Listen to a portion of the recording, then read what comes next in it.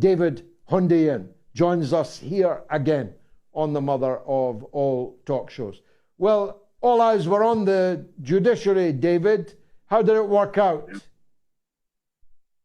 Not very well, because as is now abundantly clear, the judiciary, as it's generously referred to, signaled to the world and to Nigeria specifically that even the letter of the law, the Nigerian Constitution itself, is essentially a series of suggestions that basically, in the interests of protecting the status quo, the judiciary will essentially make up rules that don't exist on the fly. They will nitpick technicalities which make very little sense to anyone, both within and outside the system.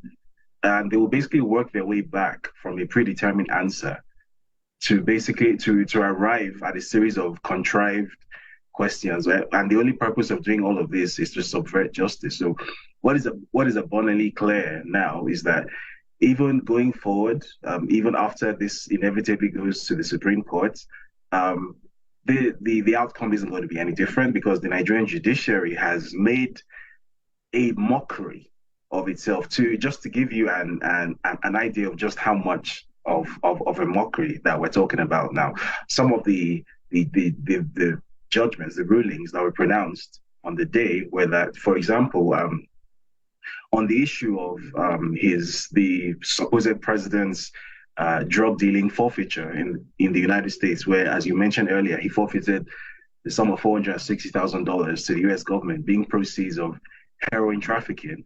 The ruling completely sidestepped this issue, made no attempt to engage with that whatsoever, and instead referred to a letter which was supposedly written from the U.S. Embassy to the Nigerian Inspector General of Police in 2003, supposedly clearing somebody known as Bola Ahmad Tinubu of any sort of criminal records in the U.S. Meanwhile, the person who is sitting as the president, his name is Bola Ahmed Tinubu.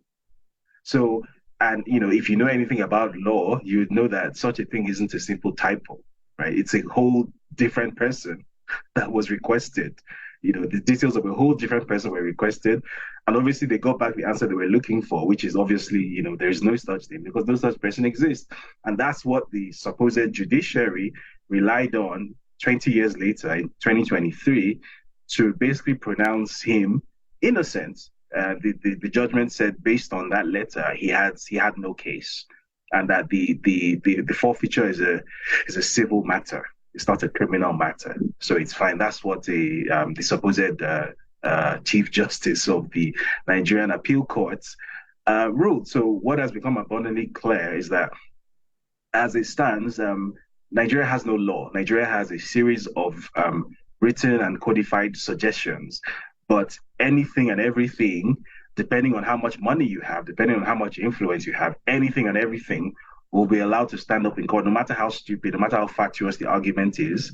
Everything can fly. Nigeria essentially is no longer a country under law. Nigeria was never a particularly lawful society to begin with, but this, I think, has driven the final nail into the coffin. As I said, shortly after the ruling was put out, as it stands now, if I stand in the middle of the road in front of a TV broadcast camera and I'm holding a gun and I shoot people dead, and this is broadcast to millions of people in 4K UHD quality, I will be fine, because I can go to court now. One of the rulings that was given, for example, was that the vice presidential candidate, who was actually not eligible to run because he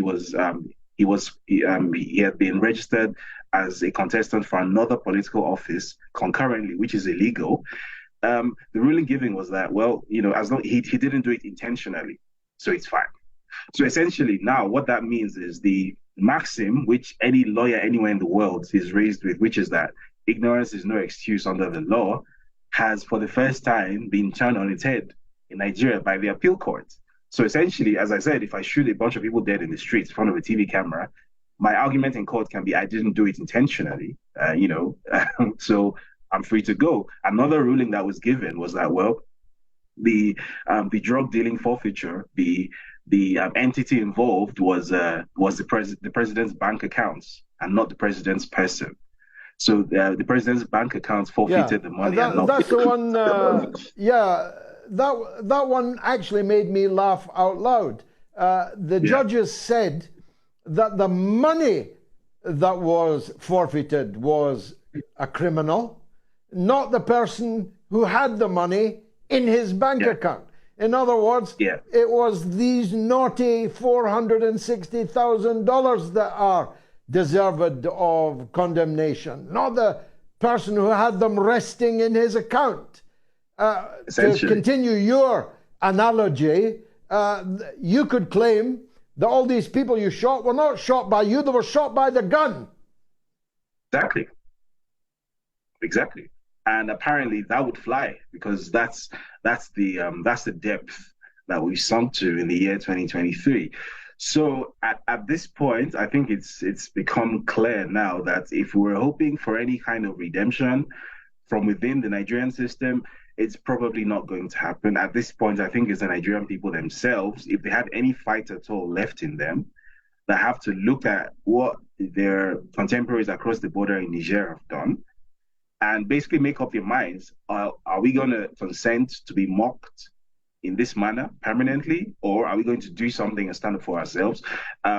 Currently, there's a sort of mass paralysis sort of going around where everyone is like, oh, if we go out, they're going to shoot us dead in the streets, which they did 3 years ago. There's going to be a massacre and blah blah blah. And you shouldn't be sitting in the UK wherever you are telling people to go out on the streets. Why don't you come home and lead the protest yourself? Which I mean, I've done that already before. But anyway, apparently I'm expected to come back and to do that again. And generally, it just seems to me as if I think until the people themselves decide that they have had enough, this mockery is going to continue because clearly Tinubu himself has no intention of letting go. He clearly has no iota of shame, personal embarrassment, anything like that. He genuinely doesn't care.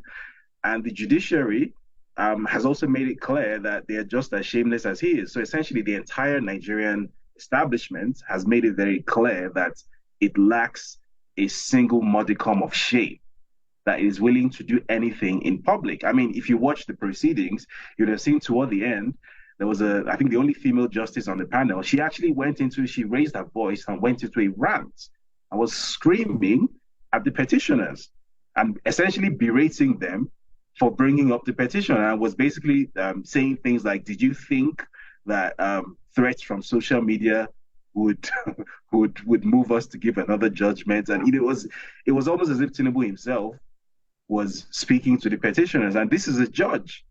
So it's become clear that the Nigerian system, if there is no Nigerian system, it's been completely captured. So the Nigerian people themselves at this point need to decide if they're going to consent to be led by their inferiors, or if they're going to do something about it. Ultimately, I don't think there's it's a decision for a journalist or for a politician like Peter Obi to make. I think it's the Nigerian people themselves who have to make that decision, if they ever make that decision. Going to the Supreme Court now is just kicking it all into the long grass, isn't it? It's just putting it off for another 12 months.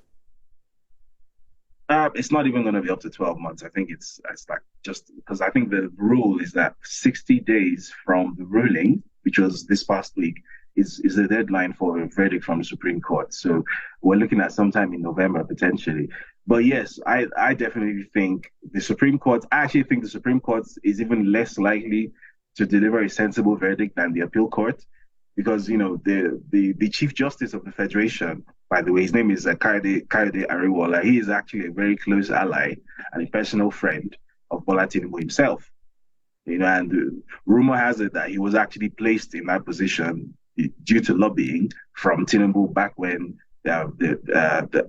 Buhari was the president. So I think anyone expecting a sensible verdict from Tinubu's close personal ally is not being realistic. I don't think it's going to happen. I think there's going to be an even bigger mockery at the Supreme Court. What I am looking forward to, however, is seeing what his ruling on the forfeiture would be. And why I'm looking forward to it is that in 2014, this exact Justice Kayode Ariwoola delivered a ruling, which has been circulated very widely, a ruling stating that forfeiture is itself the act of forfeiture after the commission of a crime constitutes in itself some form of criminal conviction, and that forfeiture is proof of criminal activity. That was a ruling that he delivered. So I'm looking forward to seeing him essentially roll back his own earlier ruling and state that forfeiture is something else now. That okay, it's the bank accounts that are responsible and not the individual. I'm looking forward to him doing that. I know he will do that because clearly the Nigerian judges have no shame. He's definitely going to do that, right? I completely expect him to do that, but I want to get it on camera. So which is why I said I'm really looking forward to doing that. It's going to be like a seminal moment in Nigerian history, the point when it became clear to everyone that from the mouth of the Chief Justice of the Federation that Nigeria has no law. It's not a free for all. Everybody go outside and do whatever you want to do. It doesn't matter anyway. We're looking forward to that.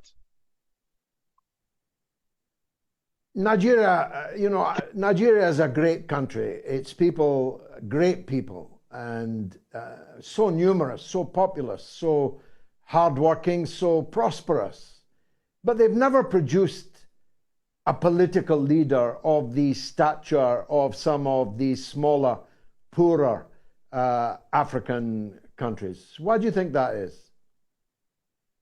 I think that's because the manner in which Nigeria came to be and in which it came to gain its independence was remarkably different from its neighbors, for example. So Ghana, for example, there was your conventional sort of anti-colonial independence struggle, and then there was this sort of charismatic leader that came up out of that struggle, a guy called Kwame Nkrumah, who remains a sort of legendary figure in Ghana till today, even though he's long dead.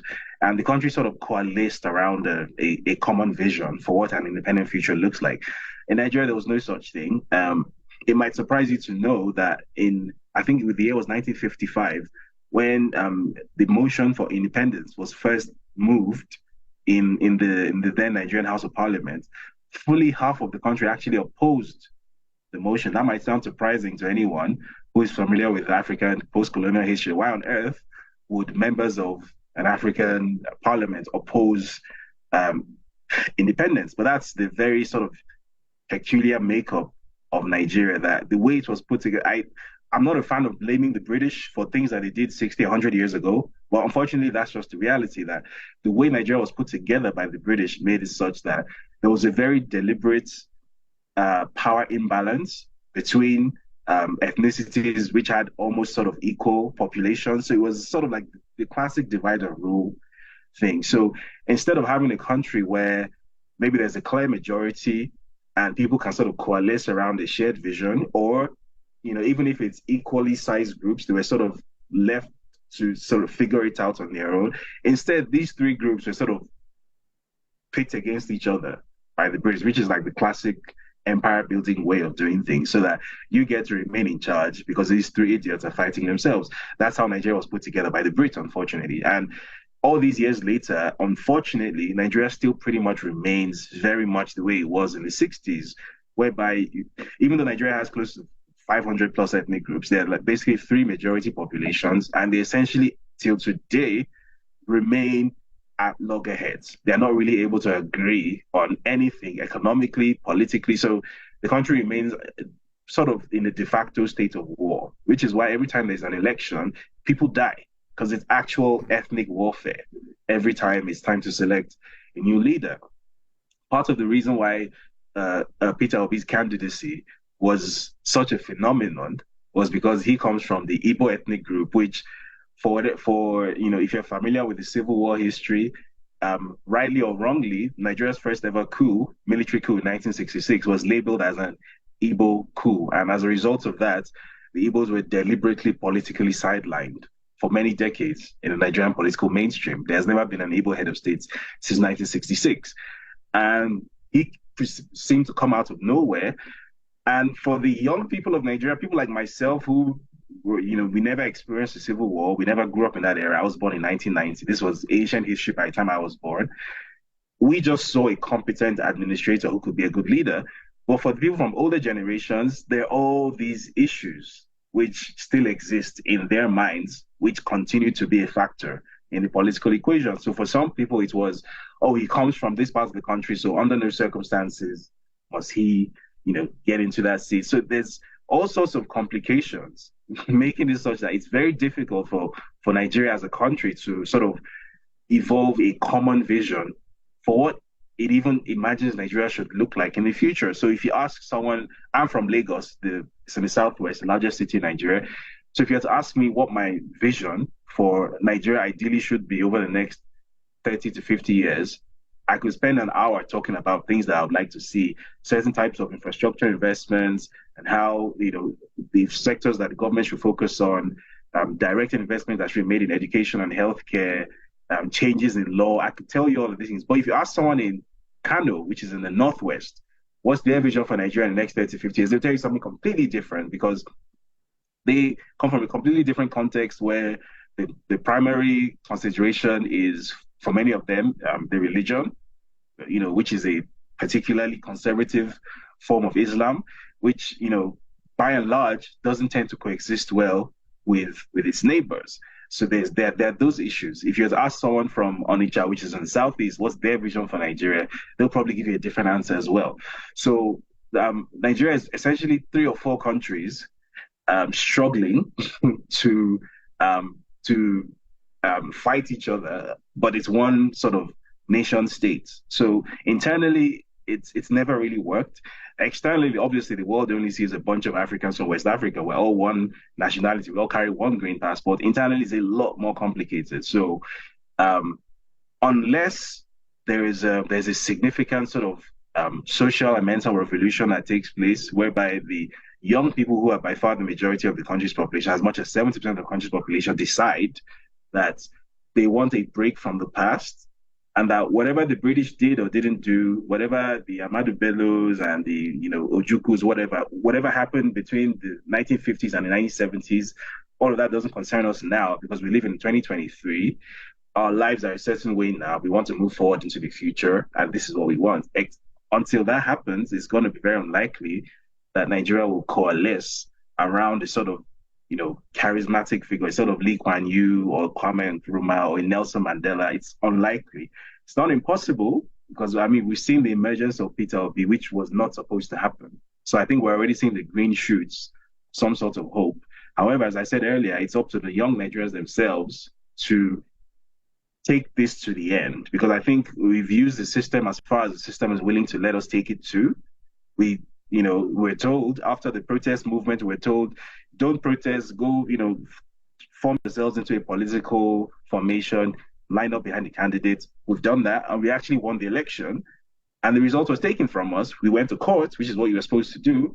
And the court has ruled that, well, it's the gun that shot the people, not the person holding it. So at this point, I think it's the Nigerians themselves who then have to look at the situation and say, okay, we've done everything we're supposed to do. We've played by the rules, and clearly the rules are not designed to work. So now we have to work outside the rules. We have to rebel against the system, because the system is designed to keep us in a certain way. So until they make that decision, we will keep on having this conversation, unfortunately.